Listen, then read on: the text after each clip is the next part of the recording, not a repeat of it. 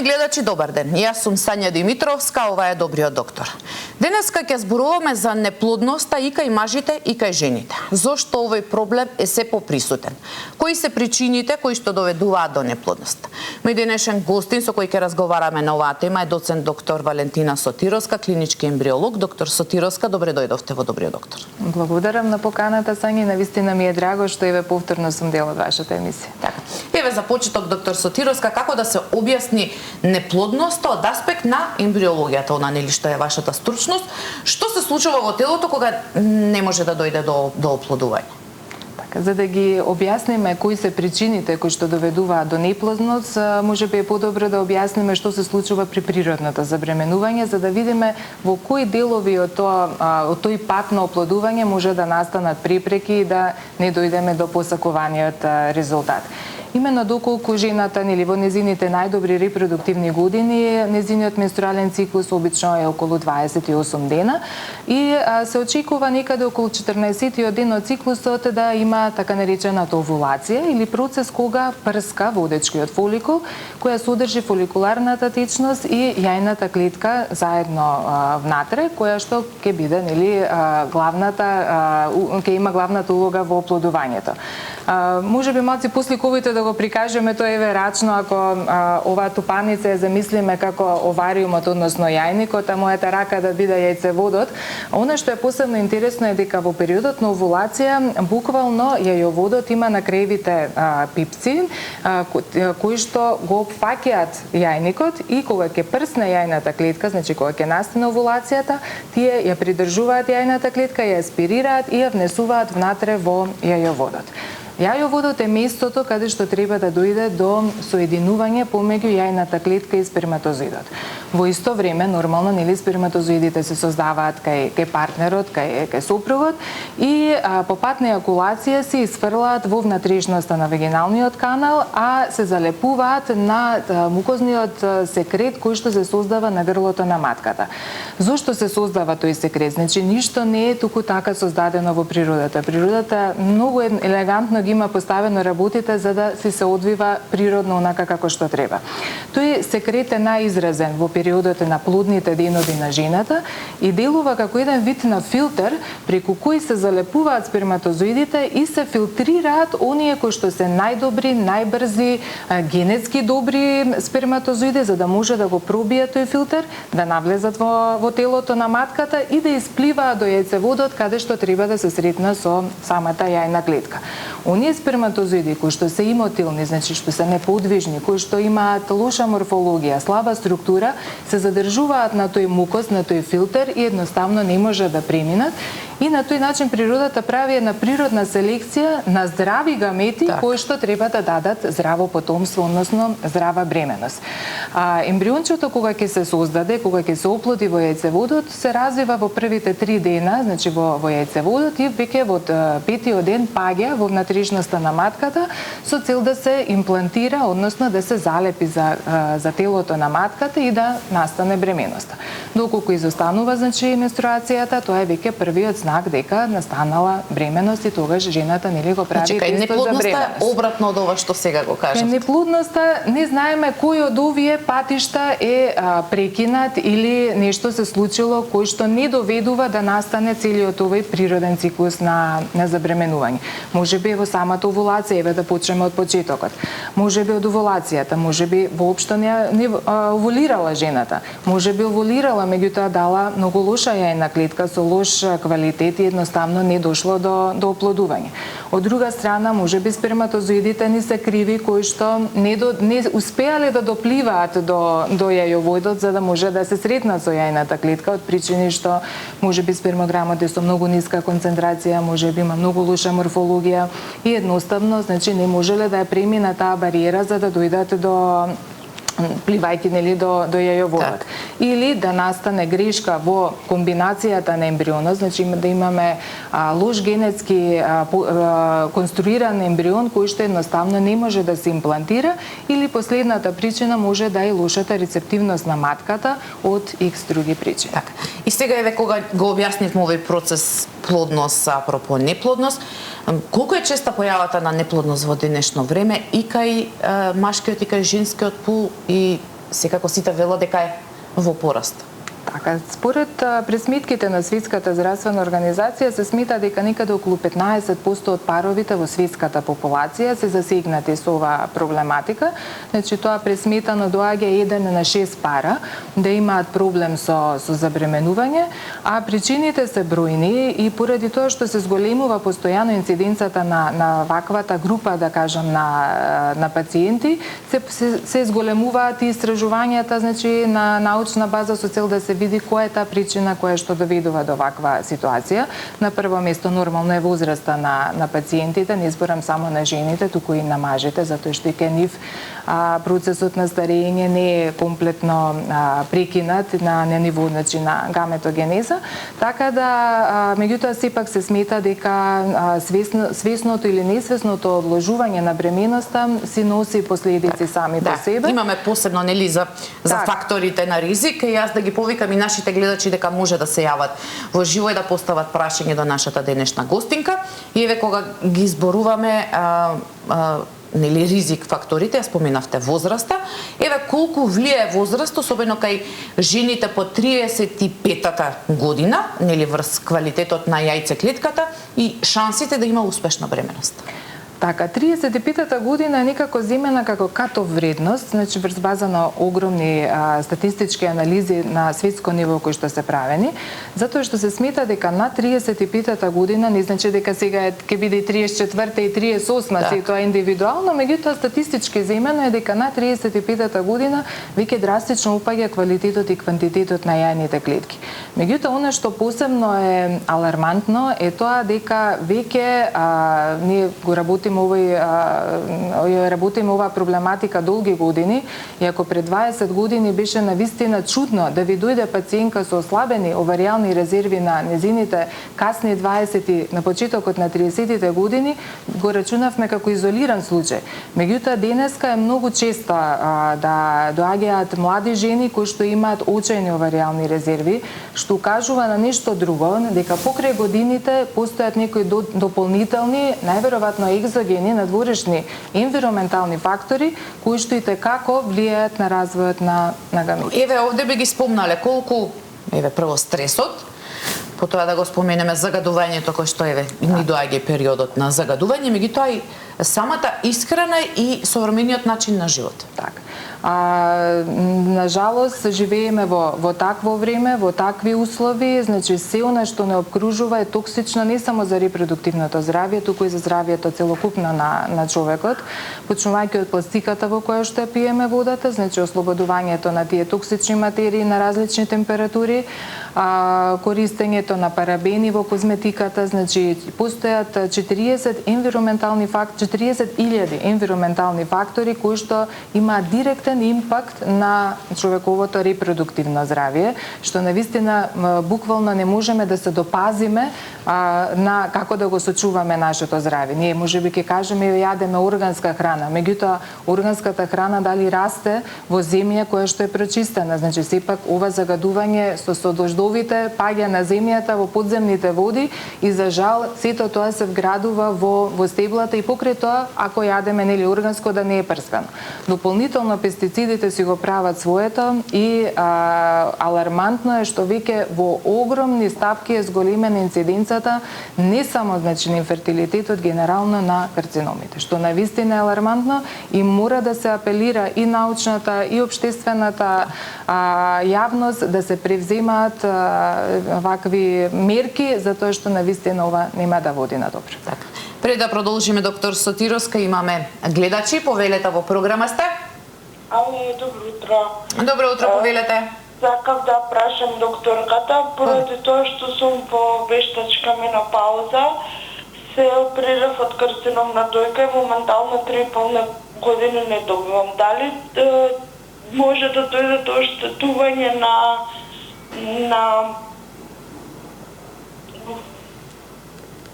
матката, на што мислите? Да, на матката и на јајниците, дали тоа може да доведе до неплодност? Само да ве прашаме еве за возраста, за да може да ни одговори. 26. 26 години. И дали е примано хемотерапија? Хемотерапија имате примано? 6 хемотерапии и 25 зрачи. Не ви предложија нешто за мрзнување на јајните клетки пред да почнете со хемотерапијата? Па немаше време да немаше се замрзнат, и туморот беше хормонски зависен од естроген. Так. Јас ви благодарам за јавувањето, еве, ова е млада, тоа е она што го напоменавме и претходно. За жал, значи, се повеќе и повеќе младите луѓе ги посетуваат центрите за онкологија. Во однос на ова прашање, ние многу правиме криопрезервации, значи покрај за зачувување, значи, на репродукцијата кај жената, ако планирано или покасно да се го оствари потомството, токму и во ваквите случаеви, меѓутоа обично се прави пред да започне пациентката со поинвазивна терапија од типот на хемотерапија, која што може да доведе до оштетување на ткивата. Обично, ако се зависни, значи, од хормони кои што не смееме во ваквите случаеви, нели, ние да стимулираме дополнително со надворешни хормони, доколку има простор, сега кај господјата за жал немало можност, нели, да се чека, меѓутоа ако има простор барем на природен циклус, значи кога ќе се формира и нормалната овулација, тогаш да направиме пункција и да ја сочуваме јајната клетка доколку девојката не е мажена или ако да ја криопрезервираме. Спомена 3 години е во вештачка менопауза. Во вештачка менопауза мора да биде поради хормонската зависност и поради терапијата што ја прима. Меѓутоа ова се прави пред, значи, да се доведе во таква ситуација, се замрзнува јајната клетка или ако е, нели, си има партнер, може и да се оплоди, па тој ембрион да се зачува. Меѓутоа еве кажа дека тоа не можела. Што после ова сега е, кога ќе ги помине тесите? Треба да се следи, да се види, значи, каква е состојбата, дали воопшто ќе настане овулацијата, ако настане овулација може да се обидува господјата, ако не, да се направи инвитро, да се види каква е јајната клетка, што често пати пациентките кои ќе дојдат, ама јас имам овулација, не следат фоликул, тоа е се во ред, меѓутоа не знаеме внатре што има. Никој се случува да расте фоликулот, а да е празно внатре, да нема јајна клетка, само да се формира таа фоликуларна течност. Или можеби ќе најдеме јајна клетка, меѓутоа да не ги задоволува критериумите за оплодување или да изменета генетски, кое што не доведува до создавање на ембрион. Значи треба да се направи испитување. Да се направи испитување и во крајен случај, доколку не оди, може со донација на јајни клетки. Така. Имаме гледач, повелете во програма сте. Ало, добар ден. Добар ден, повелете. Така, поздрав за докторката. Сакаме да прашам едно прашање. Се работи за особа од 27-8 години. Имаше 3 во матерични бременности и се извадени тубите, имаше и инвитро оплодување, нешто не е добро. Во што е проблемот? Така. Во оваа ситуација најчесто може и да е до некоја аномалија на тубите, што има 3 значи екстраутерини бременности.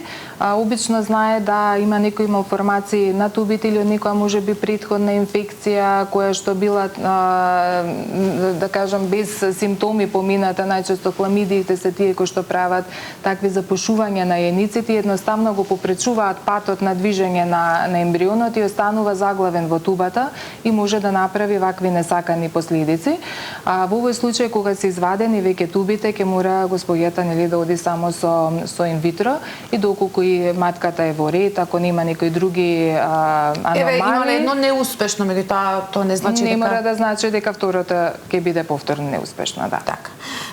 Доктор Сотировска, кога зборувавме, нели, за возраста, ја кажавме на 35 години, меѓутоа еве од самите гледачи гледаме дека проблеми може да настанат и по 30-та година. Што доколку еве некоја жена која што можеби е на 35 години, еве, или 34, доколку го смени начинот на живот, доколку се придржува до здрав начин на живот, може да ја подобри состојбата и едноставно да нема проблем со да настане неплодност. Апсолутно, затоа што јајната клетка е најголемата клетка во женскиот организам и таа е полна со вода и со органели кои што се неопходни за да дадат здраво потомство. Често пати старењето на јајната клетка е поврзано со така наречените митохондрии. Тоа се органели кои што даваат движечка сила на ембрионот за да може правилно ембриончето да ги сегрегира, значи хромозомите, да настане добра распределба на хромозомите и на тој начин да имаме здраво бебе. Значи здраво бебе кое што ќе се роди.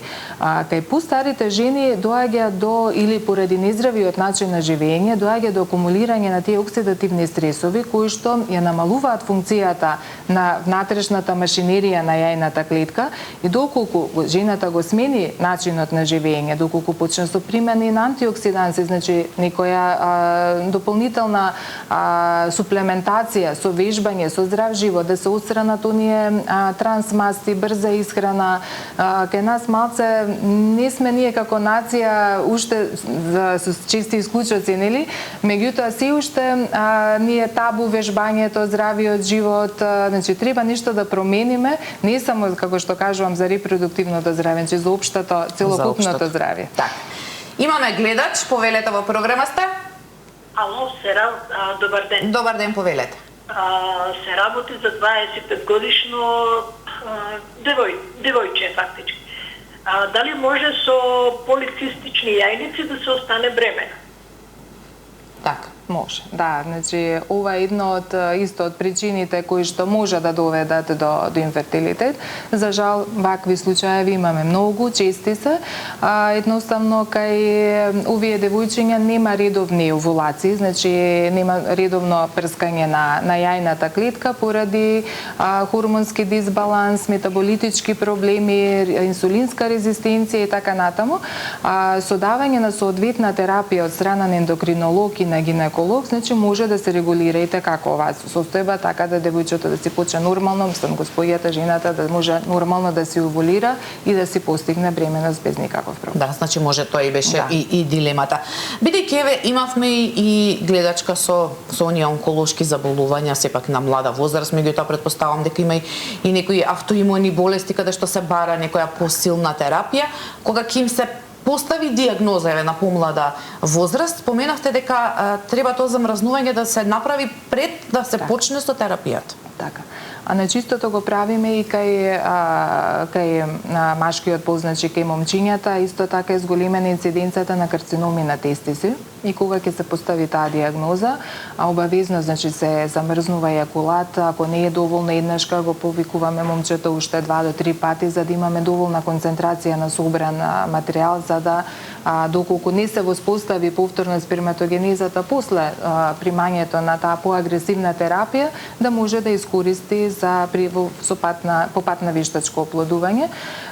Исто така кај жените, како што напоменавме, покрај за ваквите заболувања, може и за зачувување нормално нивното репродуктивно здравје, можеби во моментот не може не сака да остане бремена, нема партнер и така натаму, подобро е да си замрзне, најдобро е до 30-та година, че тогаш не се најквалитетни јајните клетки, за да ако реши да остане бремена после 40-та година, кога веќе автоматски се паднати квалитетот и квантитетот на јајните клетки, да си биде донорка сама на себе. Значи ќе си ги одмрзне своите јајни клетки и ќе направиме оплодување со истите. Освен еве вакви онколошки заболувања кај што еве споменавте и хемотерапијата и зрачењето што се може да направат, кои други хронични болести исто така може да влијаат на плодноста, па и кај жените, кај мажите? И кај жените и кај мажите. Кај мажите најчесто се варикоцелите, значи тоа се проширени вени околу тестисите кои што доведуваат до загревање на тестисите. Значи сите оние состојби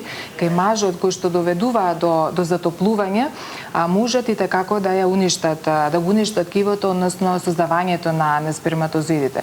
Затоа и тестисите се наоѓаат и надвор од телото на мажот, затоа што бараат пониска температура, за разлика од кај нас жените кои што јаниците ни се внатре во стомакот и ја бараат температурата од 37 степени што се имаме, нели, телесната температура. Така да варикоцелата е една од причините кај мажот, инфекциите исто така, ненавременото спуштање на тестисите на момчињата кога биле, значи, значи мали, исто така поради задржување на тестисите подолго време во абдоминалната презнина, може да доведат до оштетување на ткивото.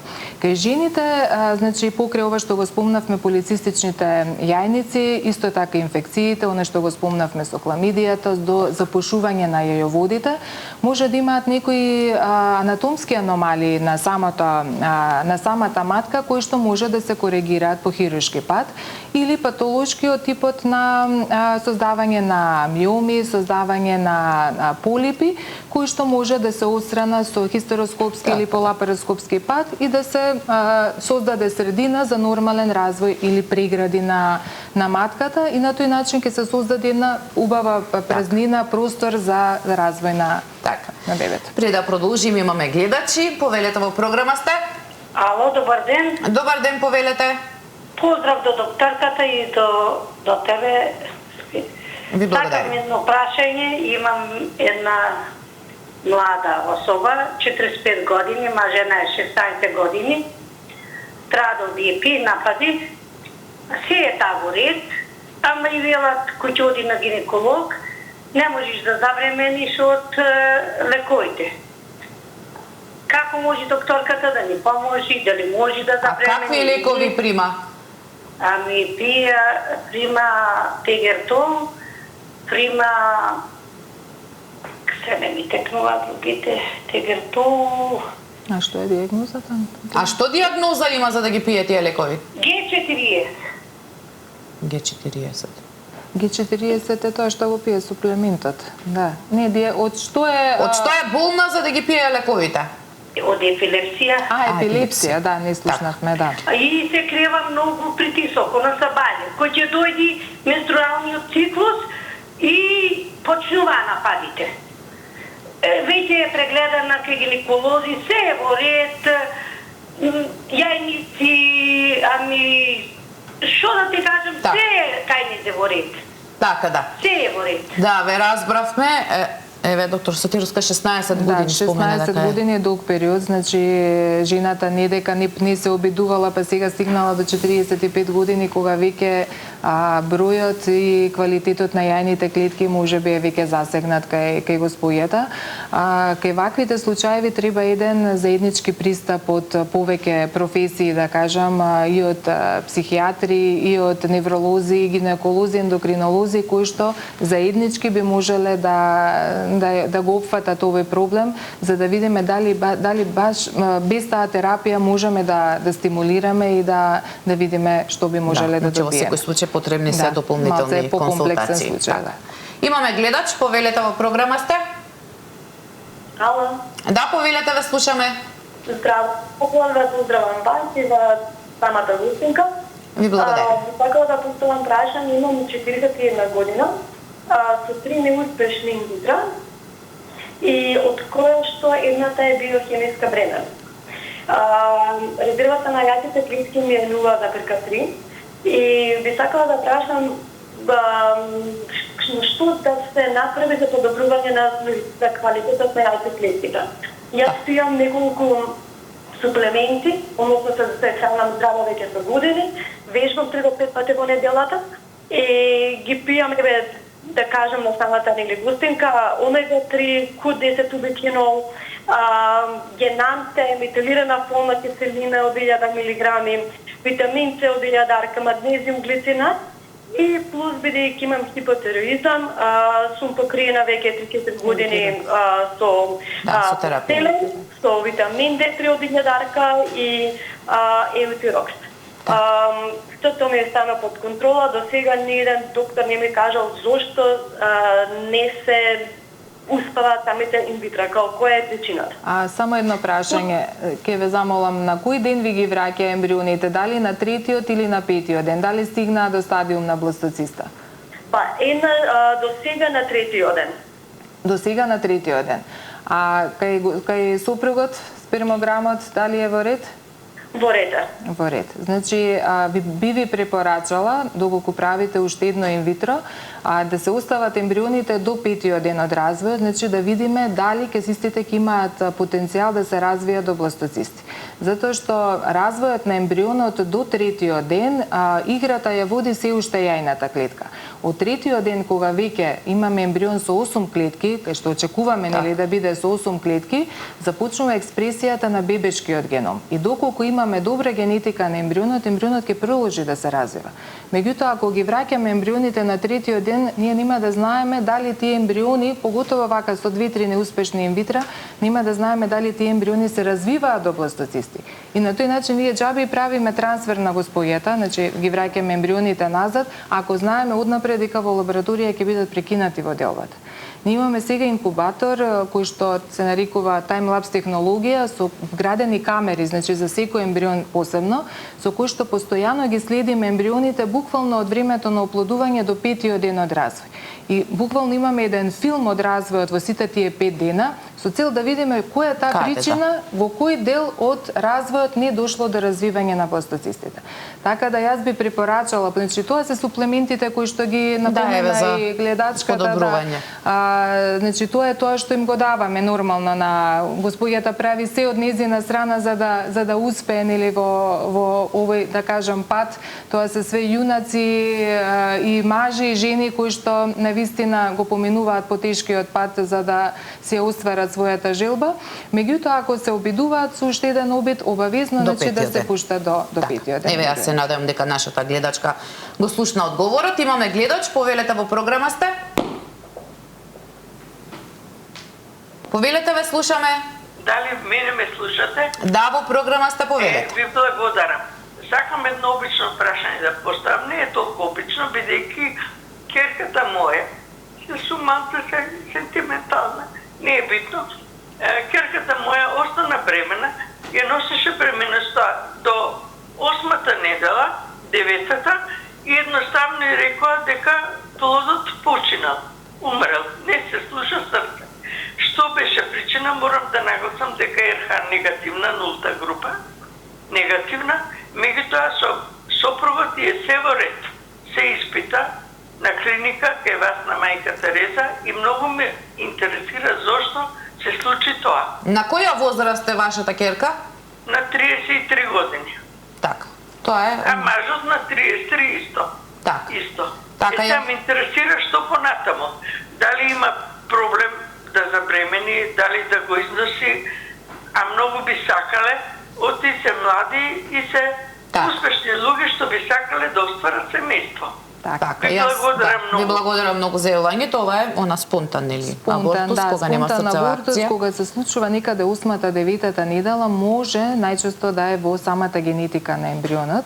Значи не знам дали имаат пратено, зависно сега нели како е абортиран плодот, обично се праќа нели примерок од плодот со цел да се испита генетската карта на плодот, да видиме дали е до генетската композиција или да се испита која е другата причина која што довела до вакво нешто. Дали е до хемостаза, значи дали е до некои аномалии на матката, значи тоа сепак треба да се испита подетално и можеби ќе има потреба и хистероскопија да се направи со цел да се види да нема некоја преграда внатре или некоја друга патолошка промена која што не довела до развој на ембрионот. Госпојата нели да се провери обавезно хемостаза, тие мутации на хемостазите што се и генетски панели и едноставно посакуваме среќа, не значи дека наредниот пат нема да успее, да. Така.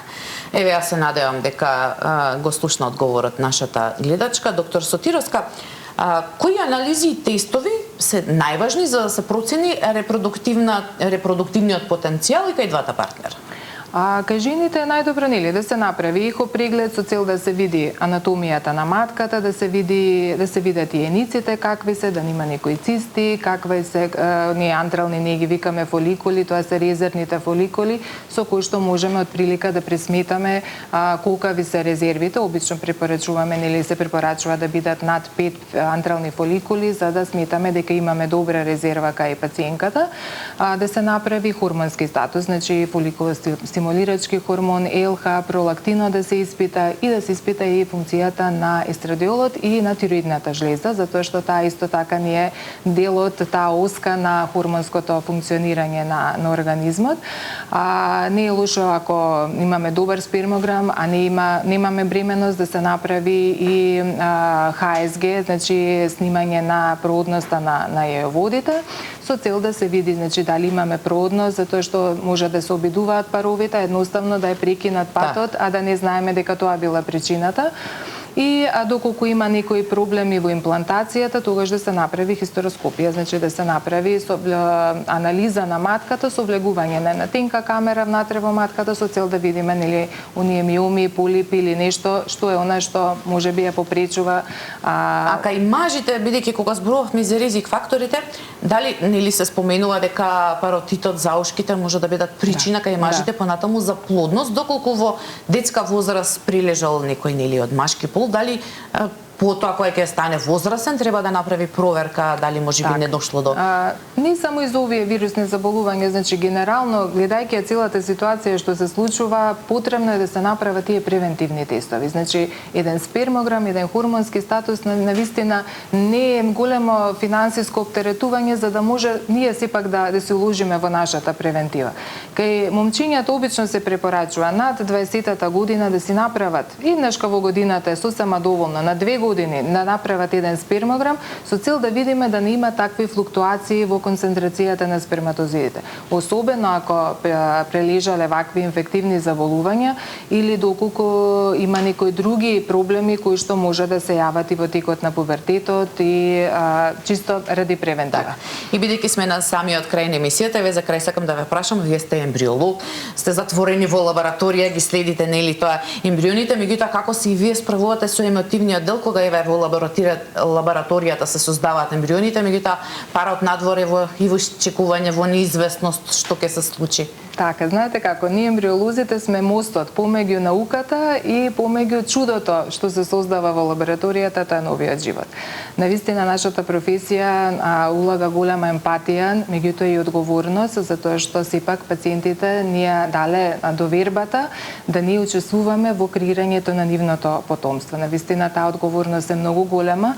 Ние работиме најпрофесионално за да можеме навистина да го оствариме сонот на тие пациенти, на идните родители, а тоа е нашата најголема радост кога ќе видиме ембриони кои што се развиени баш во оние убави бластоцисти до 5-тиот ден, кога ќе го направиме трансферот, кога ќе ни јава дека таа пациентка останала бремена, а уште поголема е среќата кога тие мали ембриончиња ќе ни дојдат на клиника да не гушнат и да не побараат за да се запознаеме за прв пат. Секако можеби е полошо кога треба да го соопштите на другото дека не успело, меѓутоа како велите и вие, откажување и надежта секогаш мора да останат. Так, мора да бидеме реални. Значи ние према пациентите сами спрема себе мора да бидат реални, затоа што никогаш е подобро да се слушне реалната страна на ситуацијата што ги мачи, отколку да се дава никогаш премногу и лажна надеж, не ни е целта тоа. Значи целта не е да се постигне бременоста. На крајот на криштата веќе имаме и план Б, доколку не успееме со своите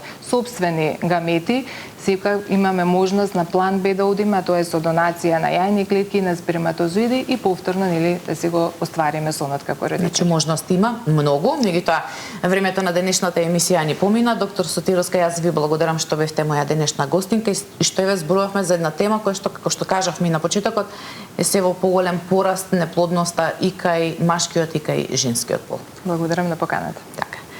Почитувани гледачи, овде е крајот на денешното издание на Добриот доктор. Се гледаме повторно во понеделник во истото време. Имајте убав викенд, чувајте го вашето здравје и гледајте Сител. Довидување.